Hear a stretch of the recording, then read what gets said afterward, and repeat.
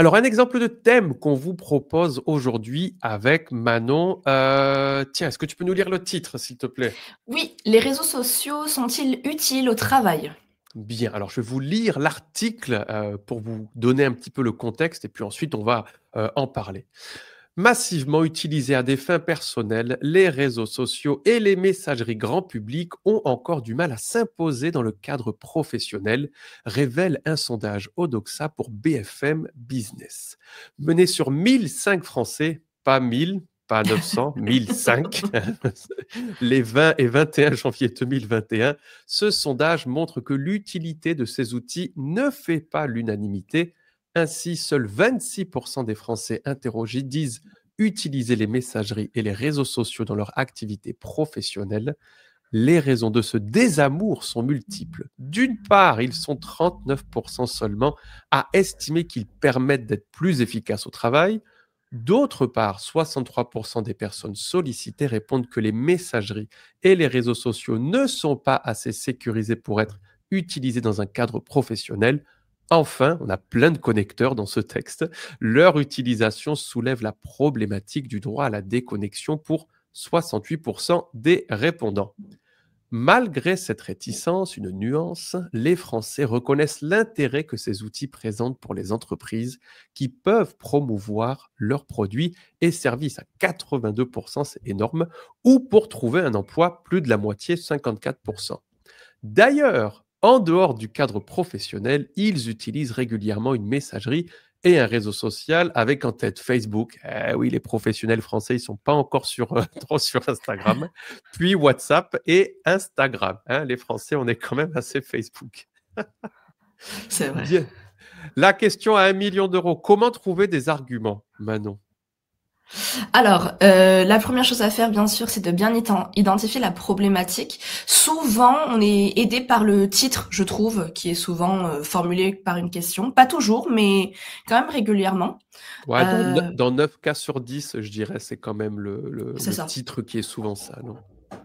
Exactement. Et puis bien sûr, dès les premières lectures du texte, on trouve des arguments. Moi, je conseille toujours à mes étudiants, aux candidats de prendre des surligneurs, enfin voilà, d'identifier très vite le pour, les contre, tout ce qui permet de pouvoir être exploité dans l'exposé.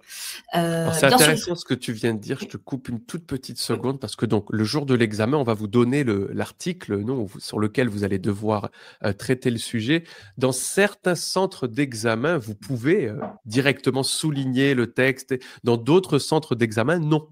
D'accord, ils vous laisseront pas utiliser un stylo parce que sinon, quand vous avez utilisé un texte, ils doivent refaire une photocopie, etc., etc. Donc, ne soyez pas surpris si vous arrivez avec vos stylos pour tout identifier et on vous dit non, c'est pas possible. Ne vous inquiétez pas, vous avez des feuilles de papier à côté, vous pouvez noter les arguments que vous avez trouvés dans le texte à côté sans avoir à les souligner dans le texte. Voilà. parfait. Et du coup, couplé aux arguments que vous trouvez dans le texte, vous pouvez bien sûr, et c'est recommandé, ajouter des exemples issus de votre expérience personnelle. Ça vient toujours enrichir l'exposé. Donc voilà. C'est ça. Donc, vous avez plusieurs possibilités. Chercher des arguments dans le texte et ou chercher des arguments dans notre expérience personnelle. Quand ce sont des thématiques difficiles, ben, peut-être que vous n'aurez pas d'arguments propres vous, donc vous utilisez les arguments du texte, mais il faut les développer, il faut les défendre ou il faut les réfuter, dire qu'on n'est pas d'accord tout simplement avec ces arguments. Voilà donc notre texte avec la problématique et des arguments qu'on a identifiés. Comme disait Manon juste avant, dans la majorité des cas, le titre, c'est la problématique. La problématique, c'est la réflexion qu'on nous demande de nous faire. Non, est-ce que les réseaux sociaux sont utiles au travail? Réponse oui, réponse non, ça nous permet de trouver des arguments. Donc, vous pouvez déjà trouver des arguments personnels uniquement à partir de ce titre. Et ensuite, dans le texte, on a identifié en vert les arguments qui permettent de dire oui, ils sont utiles, et en rouge les arguments qui permettent de dire non, ils ne sont pas utiles. Attention, vous n'aurez pas 5 ou 6 arguments dans tous les articles qu'on va vous proposer. De temps en temps, vous aurez 1 ou 2 arguments et le reste, c'est à vous de les trouver. D'accord? Donc, quand vous préparez l'examen, c'est important de toujours, avant de commencer à lire le texte, peut-être essayer déjà de trouver des arguments à partir de la problématique. Ça vous aidera en plus à mieux comprendre le texte.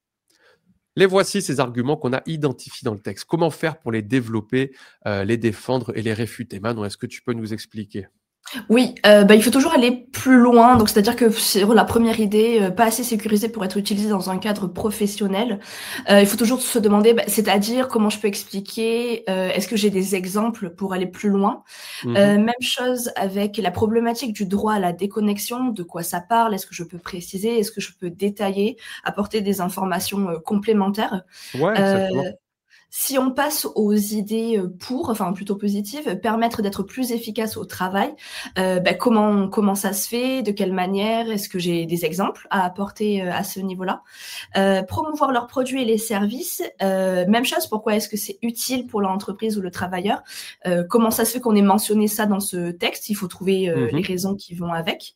Ouais. Heu, Trouver un emploi, même chose, c'est une idée assez, vaste. Est-ce qu'on a, soi-même eu cette expérience, personnelle? Oui. Oui ou non? Et si oui, bah, où, comment ça s'est passé? Quand est-ce qu'on en a eu besoin, d'avoir affaire à ces réseaux sociaux? Donc toujours aller plus loin en fait, Ouais. creuser, toujours, ces idées. Ce qu'on essaye de vous dire ici, c'est que, même si c'est pour vous, en fait, c'est clair que les réseaux sociaux, pour moi, c'est super utile pour trouver un emploi. Il faut expliquer précisément et de manière détaillée pourquoi. Ben, peut-être que vous avez trouvé votre travail grâce à un réseau social. Et ben, il va falloir nous dire très précisément comment vous avez fait, comment est-ce que ça s'est passé et donc, au final, est-ce que réellement c'est utile pour trouver un emploi? D'accord? Même si tout le monde pense que oui, ça doit sûrement être utile pour trouver un emploi. Il faut nous expliquer clairement et précisément pourquoi, hein, d'accord? Donc ici, on avait déjà 5 arguments, dans le texte qu'on peut réutiliser. Attention, vous n'êtes pas obligé de réutiliser ces arguments, il y a aucun problème, d'accord? C'est pas une nécessité de les réutiliser.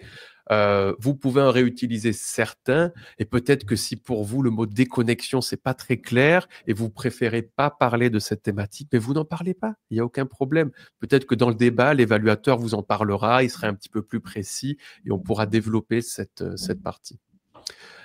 Concernant les arguments dans notre expérience personnelle, mais qu'est-ce que ça veut dire notre expérience personnelle? Donc moi, est-ce que j'utilise les réseaux sociaux dans mon travail? Oui ou non, pour quelle raison? Tout simplement. Non, YouTube, WhatsApp, Facebook, LinkedIn, si on parle de trouver du travail, ça peut Mmh. être intéressant d'apporter votre expérience personnelle. Uniquement si elle est intéressante, claire, précise, détaillée. Si vous dites: «J'utilise les réseaux sociaux dans mon travail, c'est super», bon, ben, ça, c'est du niveau, A2, voilà, c'est pas du niveau B2. Au niveau B2, il va falloir expliquer avec précision et détail pourquoi, oui ou non, je les utilise, hein.